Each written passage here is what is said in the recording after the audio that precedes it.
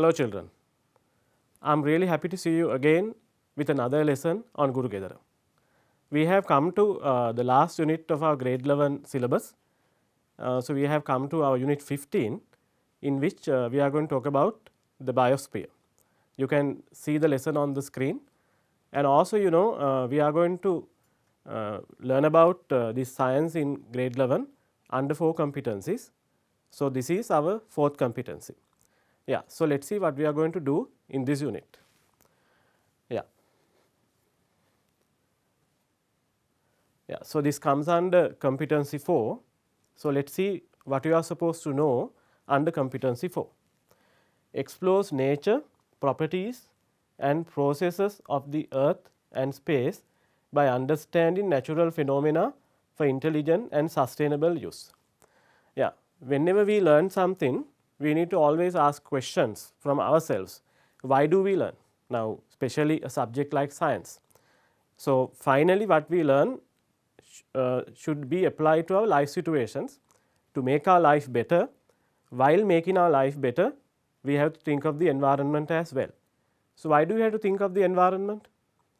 Yeah, I think I do not have to tell you because we all depend on the environment. We get our food from the environment, we get our oxygen from the environment, we get water from the environment. So, we depend on the environment.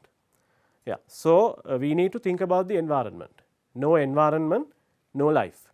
That is why they have specially included this unit for you all, because now beyond the exam, yeah, definitely you need to know this for the exam, because I think you all are aware in your examination paper in part 2, the first structured question is based on unit 15. So, for that you need to study this unit, but beyond the exam, so there are several other things that you have to do to maintain the balance of the nature. So, do that part, you have to be aware of different things related to the environment. That is why we need to learn about this. Okay. Now, let us see the learning outcomes of this unit, because at the end of each unit you need to check whether you have achieved the particular learning outcomes. So, let us see the learning outcomes of this unit. Yeah.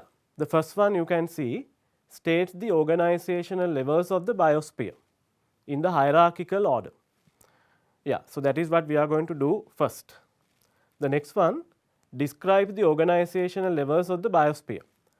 First you identify the organizational levels, and then we are going to describe each level in bit of details. The third one identifies the pattern of typical population growth curve. That is another learning outcome that you are supposed to achieve at the end of the lesson. The next one identifies the change in the human population growth curve. First you identify the pattern of the typical population growth curve, and then you identify the human population growth curve, and then you are supposed to compare the two. Yeah, go to the next learning outcome now. Explain the factors affecting the human population growth. Yeah, as I told you earlier, we are going to identify the typical growth curve and the human population growth curve, and we see differences. So, we need to explain the factors affecting the human population growth. The next one, describe how energy and nutrition flow through food chains and food webs. You have already learned about food chains and food webs when you are in other grades, but we are going to learn about them in somewhat details here in this unit. States the importance of the energy pyramids with respect to number and biomass pyramids. So, this is going to be something new to you.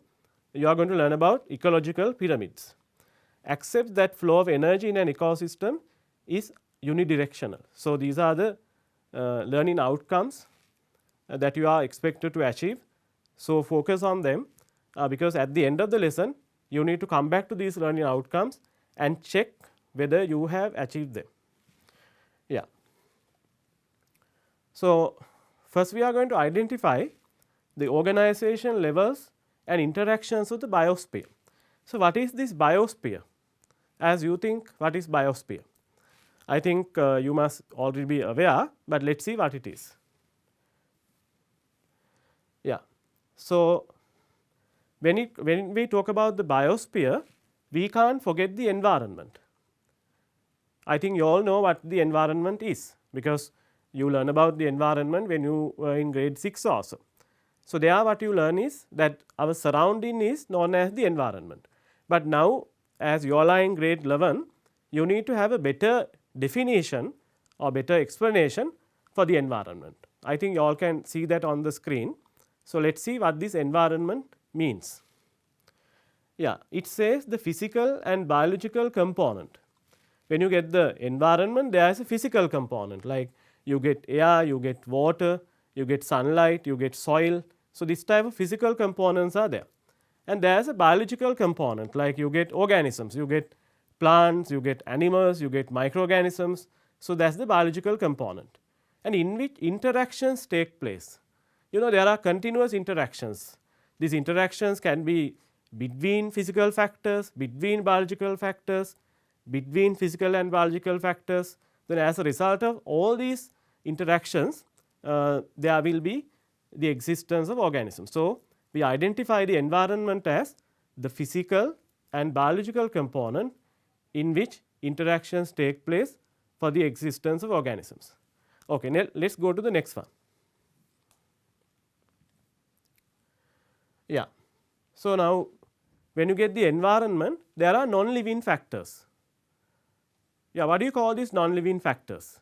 Non-living factors are called abiotic factors. You can see some of the abiotic factors on the screen. Yeah, soil, water, air, they are abiotic factors, and there are living factors also. Yeah. So, what do you call the living factors? Living factors are called biotic factors. You can see human beings, humans are also animals, plants and microbes, all these are there. Meanwhile, there are environmental conditions, temperature, pressure, sunlight, humidity. Now I think you can get a complete picture about the environment. Is not just about one thing, is about all of these things. Now, as a result of the interactions among these things only, we get the environment, and as a result only organisms survive. Yeah. Now, you can see environmental equilibrium. To maintain the balance of the environment, there should be continuous interactions between biotic and abiotic factors. Okay. So, you can see how environmental equilibrium is maintained, that is as a result of interactions between biotic and abiotic factors. As I told you, there are abiotic factors, the non-living factors, soil, water, air are some of the abiotic factors, and humans, animals, plants, microbes, they are biotic factors, the living factors, as a result of interactions between them and among them, and also within a particular group of organisms or within a particular group of factors, you know, the environmental equilibrium is maintained. Let us go to the next one. Yeah. So, our main topic is biosphere. What do you mean by bio? Bio means what? Bio means life. So, when you get the part of the earth where life exists, we call that the biosphere. Yeah. So, that is what it says, the region of the earth where life exists is called the biosphere. But again, when you get the earth, you know, like there are different components to the earth. You get a part in the earth where you get air, and where you get water, and where you get a solid part. Accordingly, we can identify three main components in the biosphere. Let us see what they are. Yeah. So, you can see the three components now on the screen. You get the atmosphere, that is the layer of the air around the earth, and also the earth has water in it. The part of the earth where you get water is called the hydrosphere, and the solid part of the earth is called the lithosphere. So, these are the three main components of the biosphere, but again we need to understand, when you get the atmosphere, to a certain extent of the atmosphere organisms can live. I mean it can support life, and to a certain depth of water organisms can live, and to a certain depth of lithosphere also organisms can live. So, in this way when you get the atmosphere and when you get the hydrosphere, when you get the lithosphere, there is a part which can support life. So, when you take all these things together, we call that the biosphere. Okay. Now, let us see what we are going to do next. Okay. The diagram shows the three components of the biosphere again, so that you get a better idea again. So, it has atmosphere, the part of the air in the earth, and then hydrosphere, the part of the earth which contains water, and you get the lithosphere, the solid part of the earth. Yeah. Now, what we are going to do? Organizational levels of the biosphere. Can you remember the organization levels of the biosphere? Sometimes you must have already done this. So, try to remember the organization levels. Yeah, individual, and then what do you get? Population, and after population what do you get? Community, and then ecosystem, finally what do you get? Biosphere. So, these are the organization levels of the biosphere. So, you can see how it goes from simple level to complex level. Now, we are going to talk about these organization levels in bit of details one by one. Yeah. You can see this in a picture also. You can see an individual, just one organism belonging to a particular species in the environment, and then you can see population.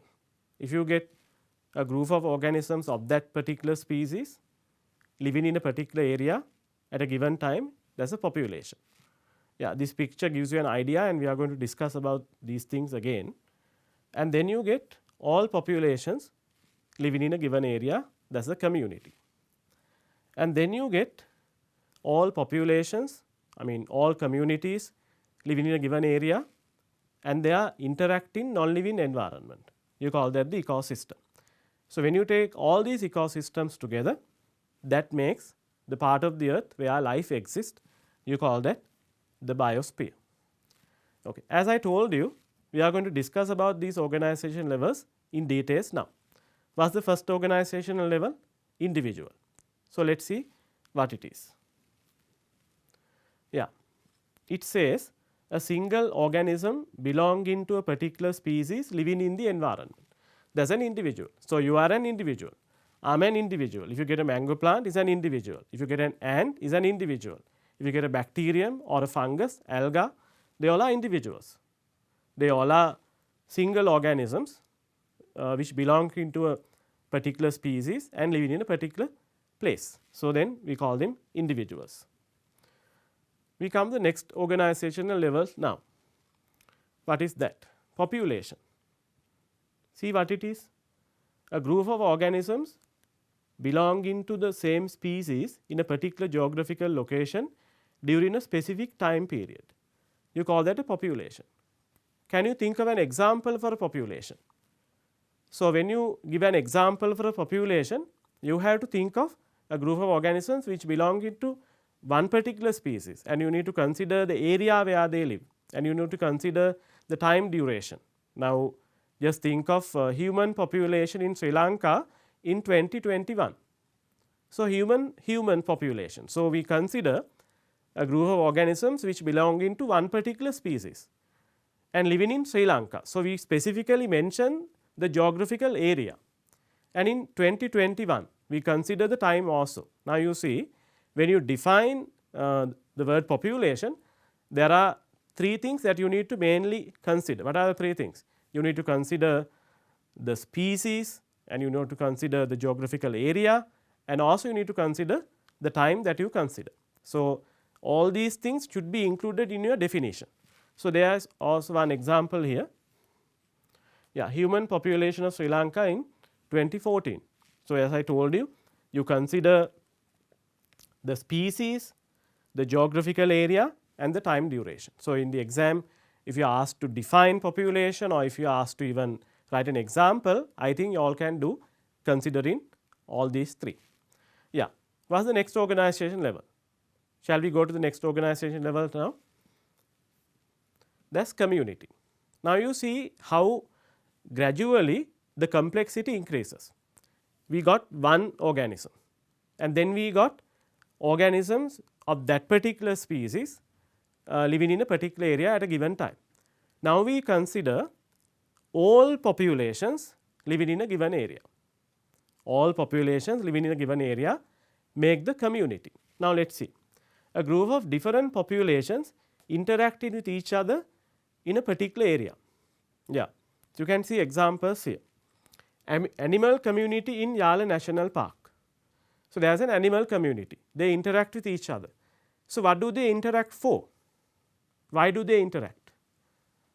Yeah, so they interact for food, sometimes they interact for habitat, sometimes they interact for mating, sometimes they interact for protection. So, in that way, for different purposes they interact with each other. So, if you get in that way group of populations living in a given area interacting with each other, we call that a community.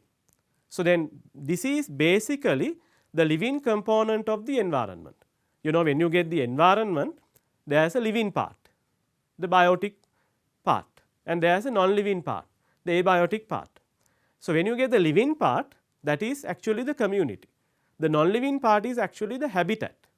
So, as a result of the interactions between these two only, ecosystem exist, right.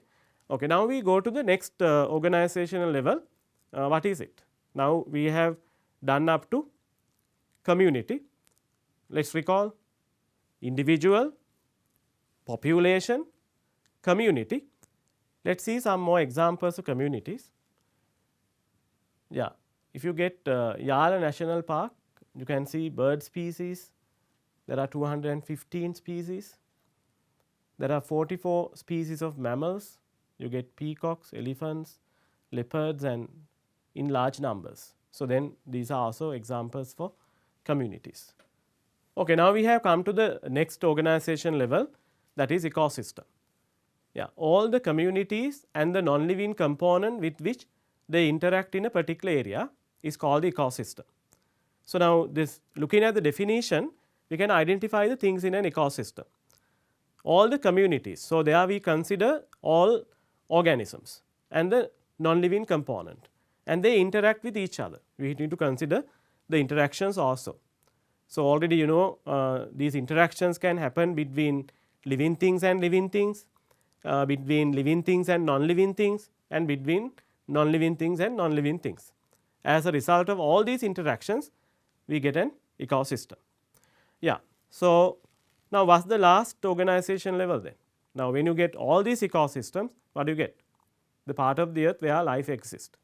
Already what we call it, we call that the biosphere. Okay. Let us see the components of the biosphere again. You can see it consists of atmosphere and it consists of hydrosphere and the lithosphere. So, which we have already done earlier. Yeah. So, now we have talked about the organization levels of the biosphere. I think now you all remember them in the hierarchical order, that is one of the learning outcomes. Now, you can check whether you have achieved the particular learning outcome. Now, what is the next one? What is the next learning outcome? Okay. So, in this unit we are going to talk about population and population growth curves. So, we come to that one now. So, we are going to talk about growth of population and growth curves. Yeah. So, when talking about growth curves and population growth, we have to talk about population density. So, what this population density is? Number of organisms of a certain species living in a unit area of a selected area. Now, just think of Sri Lanka.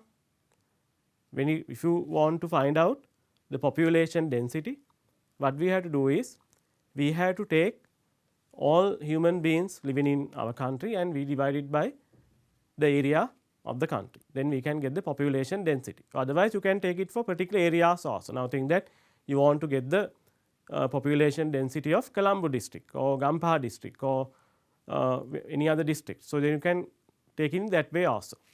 Okay, you can see population density of Sri Lanka in 2014 is around 329 people per square kilometer. So, the idea is if you get 1 square kilometer, there have been about 329 people. Okay. There is a formula to get the population density. Let us see what it is. Yeah, you can see it on the screen. Population density equals, now think that if you get the human population density, you take human population and you divide it by the total area. Now, as we consider Sri Lanka, we divide that by total area of Sri Lanka. Yeah. So, you can see 21.59 million people divided by 65,610 square kilometers. In that way, we can get the population density. Yeah. So, here in the second part of the unit, we talk about population growth and the growth curves. So, when we talk about population growth or growth of population, we need to consider the factors which affect the growth of a population. So, I think you all know these factors. Let us see what these factors are. Yeah, factors affecting population growth.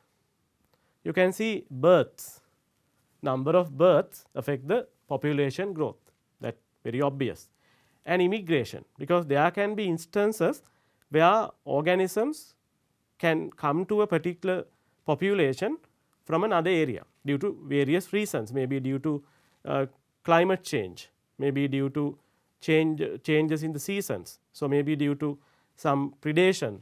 So, because of this type of thing, sometimes organisms can come to population from another population, that is immigration, and organisms die. So, that remove individuals from a population, and when organisms leave a particular population, we call it emigration.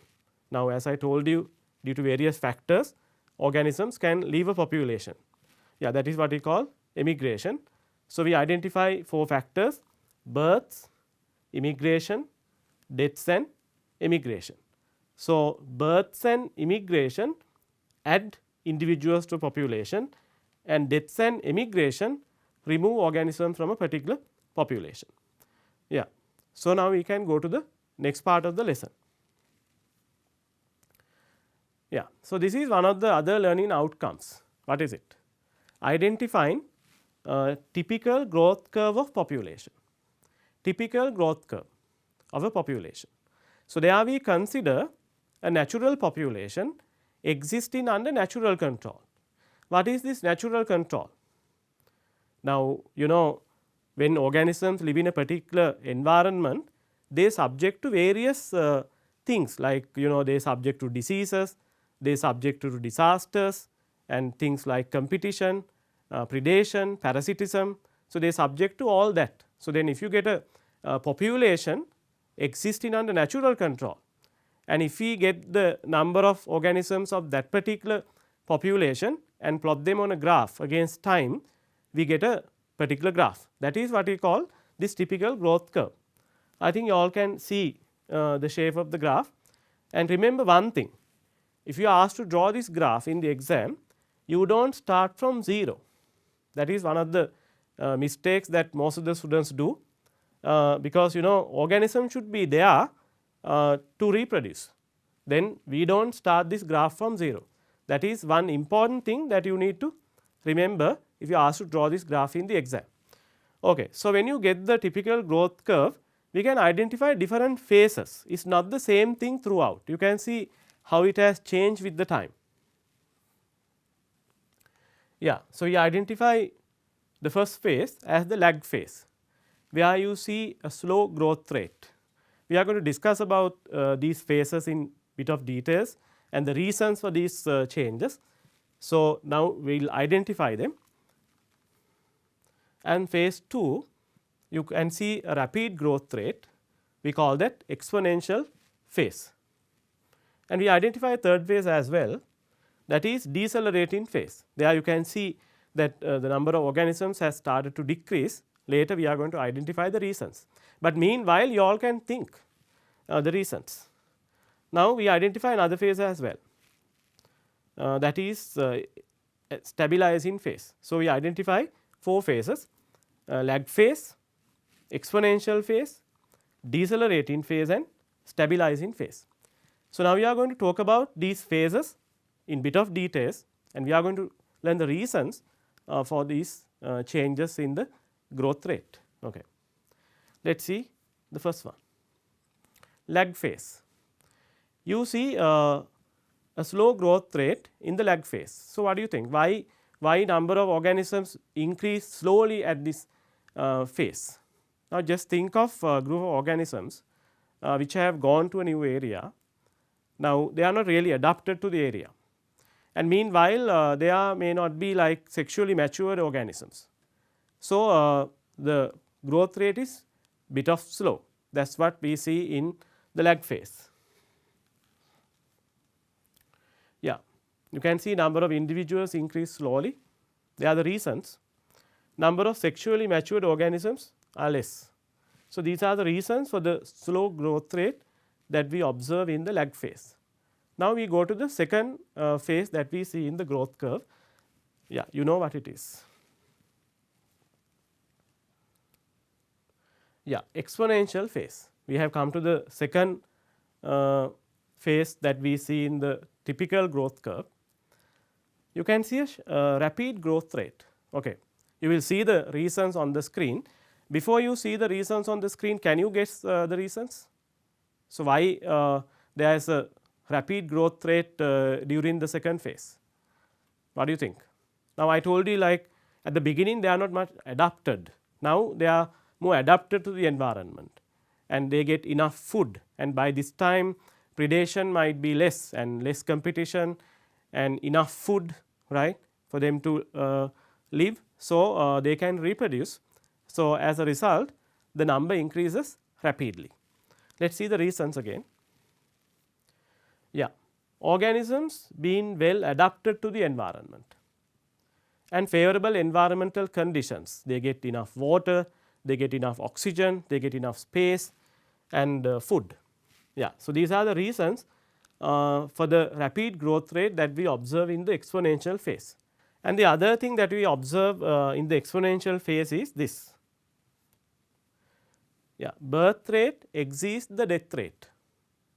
That is the reason why we see a rapid growth rate in the exponential phase.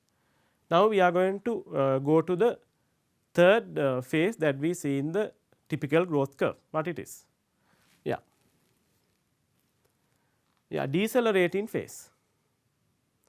Now, you see in the second phase, in the exponential phase, number of organisms increases rapidly. So, obviously, what happens now? The number is really high now. So, there will be competition and meanwhile predation will be there. So, as the number is high, competition is high. So, lack of space and lack of food, lack of water. Now, because of all these things, now the growth rate decreases. That is why we see a decrease in the growth rate in the decelerating phase, as you see on the graph. Yeah, let us see the reasons again. Competition among organisms for limited resources. Now, the resources become limited, as I told you. So, automatically competition arises among organisms, and scarcity of food, diseases, predation, parasitism, all these things happen when the increase of the population. So, that results in reducing the number of organisms in the population.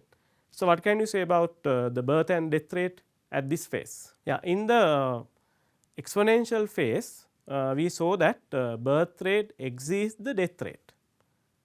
So, what can you think about that when it comes to decelerating phase? Will they be equal or different or what? Yeah, now obviously death rate should exceed the birth rate. So, that is why the number of organisms decreases when it comes to the decelerating phase. Now, we come to the last phase that we see in the typical growth curve. Yeah, stabilizing phase. Now, the number of organisms like stays constant. Now, it has come to the carrying capacity of the environment. Because when you get a particular environment, maybe a forest, or maybe a pond, maybe a wooden log which is decaying. So, all these are environments. So, there is a particular number of organisms that it can support, because it is with some limited resources. So, then now the particular population has reached the carrying capacity of the environment. So, now the number stays constant. Yeah. So, then this is how it looks like if a particular population exists under natural control, as I told you at the beginning. Now, you know what this natural control is. Yeah, population has come to an equilibrium, population growth considered to be 0. Now, birth and death rates are almost equal, they are not exactly similar, they are almost equal. So, the number stays constant. Yeah, as I told you, now the population has come to the carrying capacity. Now, let us see what this carrying capacity is. I already told you, but let us see what it is. Number of organisms in the population at the dynamic equilibrium. Dynamic equilibrium. Now, this equilibrium is a result of several interactions going on.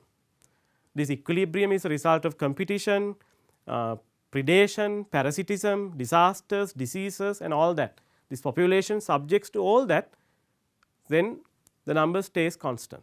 Now, because of these factors, or these factors will remove the excess from the population. So, in this way, if a population exists under natural control, in any time to come, the number will stay almost constant.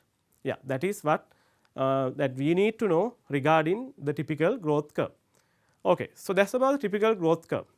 Can you remember there is another learning outcome?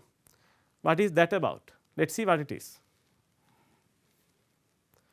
Yes, as you see, that is about human population growth curve, or growth curve of human population. Yeah, it is bit different. Now, you can see that it looks similar to the earlier one at the beginning, but has it come to the carrying capacity of the environment? Do you see any equilibrium in it? Instead, it keeps on increasing. So, why? So, I want you to think of the reasons why the human population keeps on increasing, while a natural population comes to an equilibrium with the time. The human population has not come to an equilibrium, it keeps on increasing. Yeah. So, let us see the reasons. Meanwhile, you can see that it takes a J shape, which is different from the growth curve of a typical population. Yeah. So, you can see the birth rate keeps on increasing in the human population growth curve, and the death rate keeps on decreasing. Now, as I told you, I want you to think of the reasons why the birth rate keeps on increasing and the death rate has decreased. Yeah. So, then aren't humans affected by the so called factors? Now, what are the factors I told you? Competition, parasitism, predation, disasters. Aren't we affected by these things? What do you think? We are affected. Then how come our population keeps on increasing? I think now you all can think of the reasons. Okay, let us see what the reasons are. Yeah, here also you can see how the population of the humans has increased with the time, and you can see for the human population to become 1 billion, it has taken 300,000 years, but it has become 2 billion in 130 years, and it has become 3 billion in 30 years, and it has become 4 billion in 15 years. Now, you can see how fast the human population has increased. So, now still we did not come to the reasons. I think now you must have really got the reasons. Looking at a growth curve, we can predict the time taken to increase a particular population by a certain number of individuals. So, let us see how to do that. Yeah. So, there is a question here. use the graph and predict the time taken to double the human population in the world in 2013. Look at the graph. You can get the human population in 2013, it has 7 billion. So, then how do you predict the time taken by the population to double? Now, how do you do that using the graph? So, you can continue the graph according to the way that it goes, and then you can take an estimated value. So, you can see that in the next graph. Yeah. So, what we have to do is we have to continue the graph according to the way that it goes, and then accordingly we can get an estimated time for doubling of the population. You all can do that later. So, you can see how it is done, and then accordingly you can get the time. Yeah. So, in this way, using growth curves we can even predict the time taken to increase the population by a certain number of times. Yeah. So, you can see how it is done. I think now it might be very clear to you. Using a growth curve like this, we can predict the time taken by a population to double the population. So, now you can see how it is done in the next slide. Yeah. So, you all can now do this at home and see whether you get the correct answer. Yeah. Now, we have done two parts of our unit 15. In the first part, we have talked about the levels of the biosphere. Now, I think you all can tell them in order. And the second part, we talk about population and population growth curve and human population growth curve. So, these are the things that we have discussed. Now, we come to the next part of the lesson. I think you all remember the next learning outcome. So, we go to the next part of our unit 15. Yeah. Maintaining the equilibrium of ecosystems. Yeah. Already you know equilibrium is a result of the interactions going on between living things, between non-living things, between living and non-living things. So, when it comes to maintaining the equilibrium of an ecosystem, two things are really important. One thing is energy flow. Energy should flow from one level to the other, and then the other thing is cycling of materials. Yeah. So, we take this as biogeochemical cycles in this unit. Yeah. In the next chart, I show you how this equilibrium is maintained, and then what we are going to learn under that. Yeah. So, I think you all can see when it comes to equilibrium of ecosystems done by two main mechanisms. So, one is energy flow. To explain energy flow in science, like actually this is a part of science, ecology, we can use food chains, food webs and ecological pyramids. These are like different models used in ecology to explain energy flow. Under ecological pyramids, we are going to talk about three types of pyramids: number pyramids, biomass pyramids and energy pyramids. And to explain cycling of materials, as I told you, we use biogeochemical cycles. Actually, there are many biogeochemical cycles. I mean, any element used by an organism subjects to cycling. Basically, is about the organism obtaining the element from the environment and adding it back to the environment. Now, when it comes to this cycling or biogeochemical cycles, now we talk about the elements used by organisms. So, it is about organism taking the element from the environment and adding it back to the environment. So, these are the things that we need to consider. So, under biogeochemical cycles, we learn only about two biogeochemical cycles, carbon cycle and nitrogen cycle. Okay. Now, we are going to talk about the things that you see on this chart in a bit of details. First, we talk about energy flow. Now, to explain energy flow, we are using food chains, food webs and ecological pyramids. So, first we will talk about food chains. Yes, already you know what a food chain is, because you have learned this when you were in grade 6. That is like the first time that you learn about the food chain. So, this shows a feeding relationship among organisms. Now, Actually it shows what eats what in a community. That is what that we can get from a food chain. Yeah. Now you can see a food chain on the screen. You can see a flower, caterpillar, frog, snake and owl. So, this is a food chain with 5 organisms. You can see the food chain starts with a producer, here flower, because it has to be a producer always, because they are the ones which can make their food. So, what can we take as producers?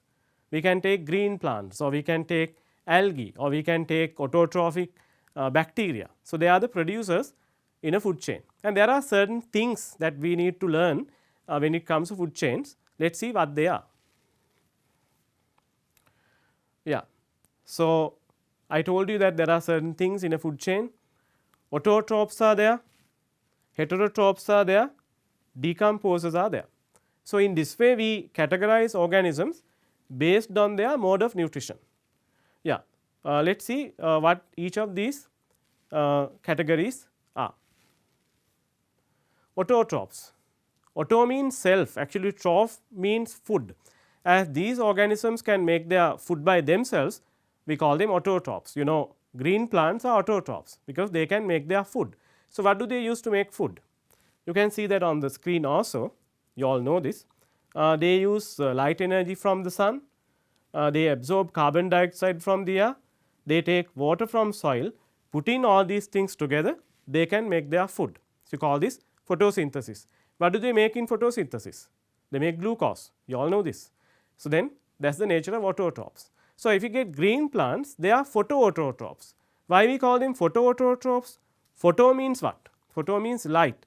As these green plants use light energy to produce food, we call them photoautotrophs. Meanwhile, there are chemoautotrophs like some bacteria. So, they use chemical energy to produce food. So, you call them chemoautotrophs. Yeah. Now, let us go to the next category, that is heterotrophs. So, what are heterotrophs? If you get these organisms which feed on other organisms. Why do they have to feed on other organisms? Because they can't make their food. So, they obviously have to feed on other organisms, you call them heterotrophs. Yeah. So, then there are different types of heterotrophs. We can also call them consumers because they are the ones which feed on producers, and depending on what they eat, we can identify 3 types of heterotrophs. Primary consumers, they eat the producers, and also secondary consumers, there can be carnivores that eat the herbivores, and also there are tertiary consumers, carnivores that eat the secondary consumers. So, in a food chain we can identify all of these. We can see producers, and we can see primary consumers, secondary consumers or tertiary consumers. They can also be called first level consumers and second level consumers or third level consumers. In that way also we can call them. Yeah. Now, let us go to the next type of organisms that we see in a food chain. Decomposers. What do they do? They are really important. Now, I have included one picture just to give you an idea. Fungus. We get fungi, they act as decomposers. They can convert complex organic substances in waste materials or in dead bodies of plants and animals into simple substances, so that they become available especially to plants again. So, they do a wonderful job. Yeah. Feed on dead plants and animals.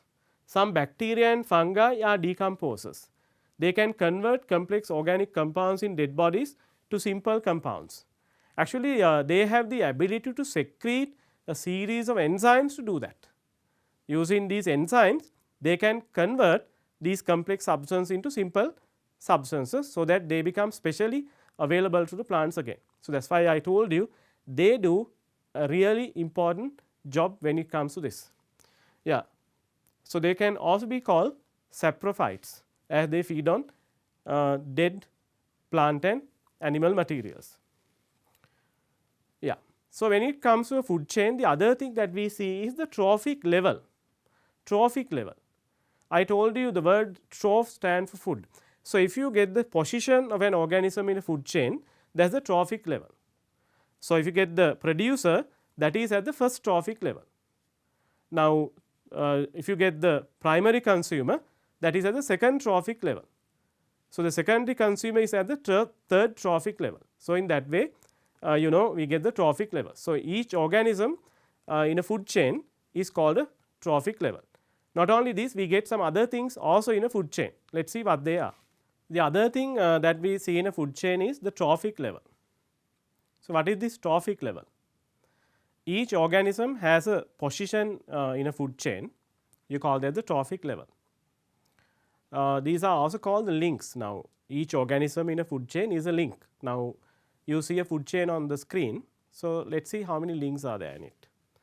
Yeah, you get the producer, consumer, and there is another consumer. This is a food chain with 3 links. Then there are 3 trophic levels. This plant belongs to the first trophic level, the rabbit belongs to the second trophic level, and this eagle belongs to the third trophic level. So, then there are 3 trophic levels or 3 links. Okay, so, that is about food chains. But actually food chains do not give us a correct picture about energy flow in an ecosystem. Why? Why they do not give us a correct picture about energy flow? Because when you get one plant is eaten by many animals, and animals also eat different types of food, because if they eat the same thing, obviously they will get pretty fed up of eating the same thing, even we do not like to eat the same thing. So, animals also eat different things. So, as animals eat different things, and as one animal is eaten by several other animals, these animals and plants become a link in many food chains. So, then food chains do not stay as separate entities, instead they stay interconnected. So, that gives us a complete picture about the energy flow. So, now we are going to talk about a group of interconnected food chains. I think you all know what it is. Yeah, a group of interconnected food chains is called a food web. So, now let us see what this food web is about. Yeah. So, as I told you, a group of interconnected food chains is called a food web. Look at the food web on the screen. You can see there is a plant already, food chain should start with a plant or a producer. It can be a plant product also, it can be a seed, or it can be nectar, or it can be a dry leaf, or a yam, or any plant product, or it can be a plant also. Yeah, you can see that here this plant is eaten by 3 animals, and this bird is eaten by 3 animals. So, in that way you can see how one animal becomes a link in several food chains. So, that is why we get interconnected food chains in the environment. This is how it exists in an environment, not as like separate food chains. So, we get food webs.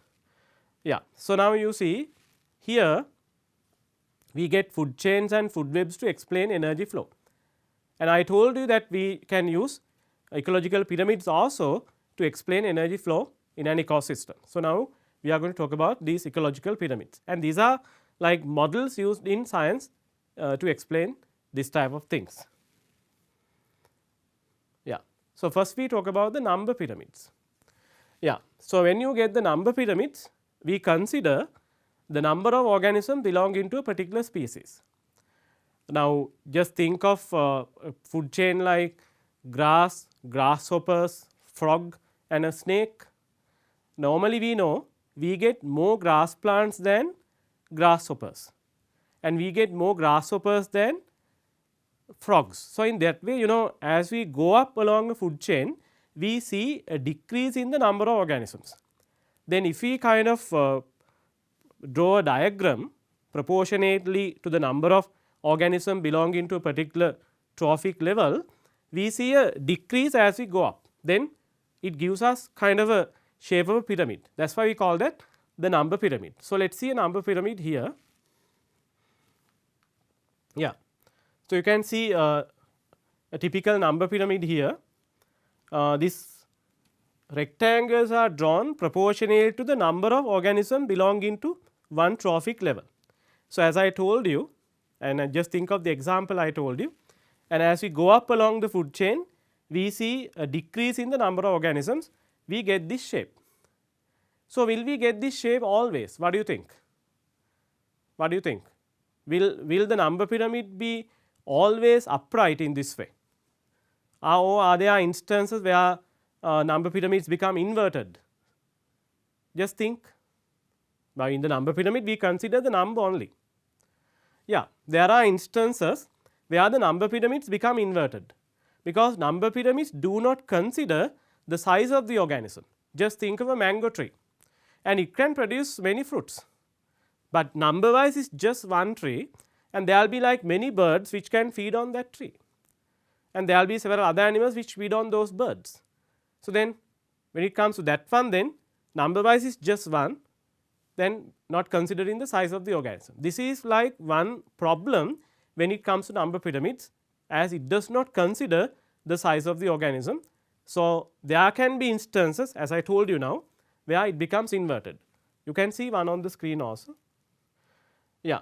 So, you can see inverted number pyramids. Yeah, that is what I said, sometimes number pyramids can be inverted.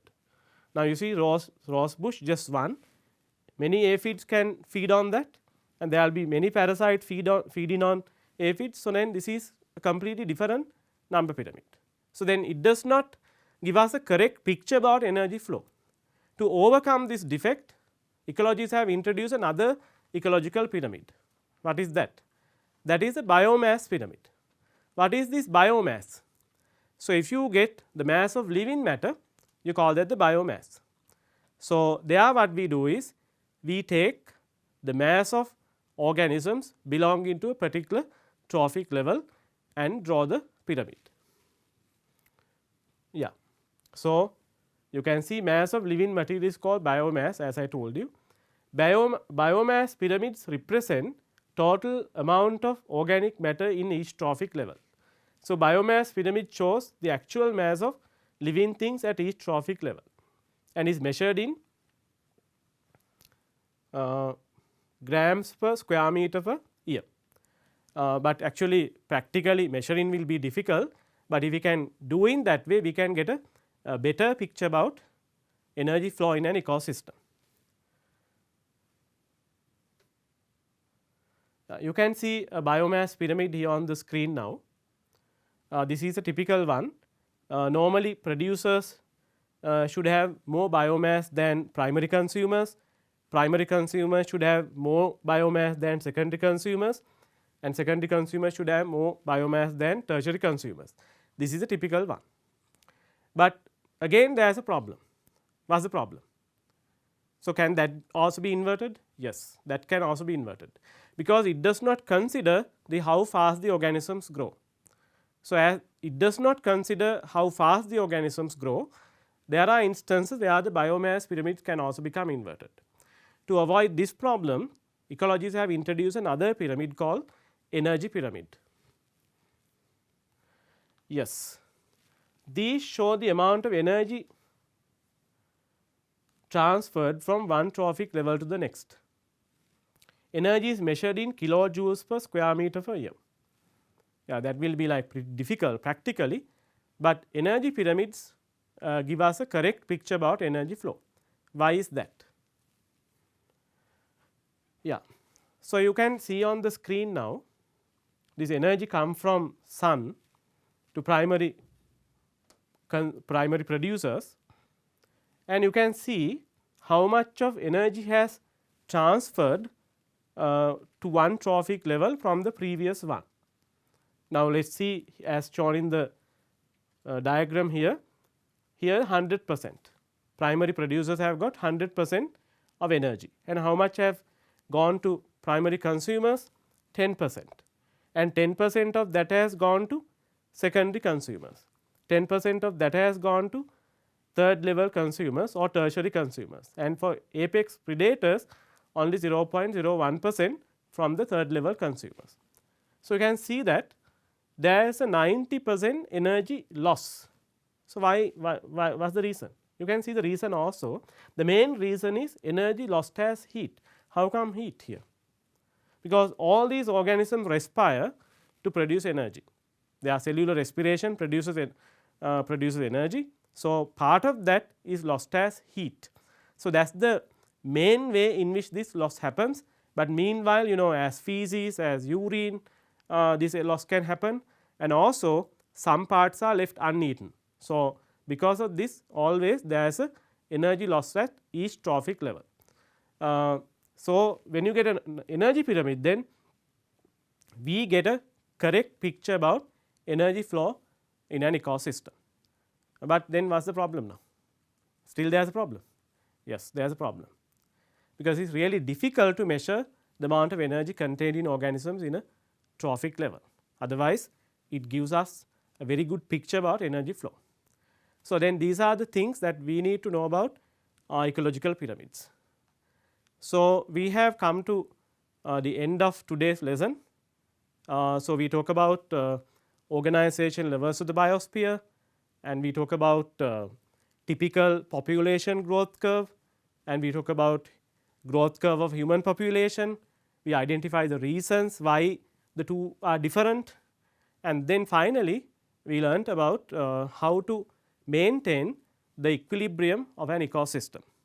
When maintaining the equilibrium of ecosystem, energy flow and biogeochemical cycles play a very important role.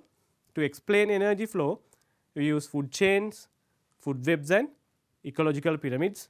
We talk about 3 ecological pyramids: number pyramid, a biomass pyramid, and energy pyramid. So, these are the things we have learned. In the next lesson, we will talk about biogeochemical cycles and environmental pollution. So, these are the things we are going to do that in the second part of our unit 15.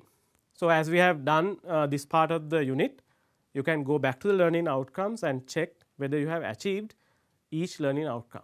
That helps you identify whether you have learned the lesson. Okay, then let us meet up in another lesson. Have a great day.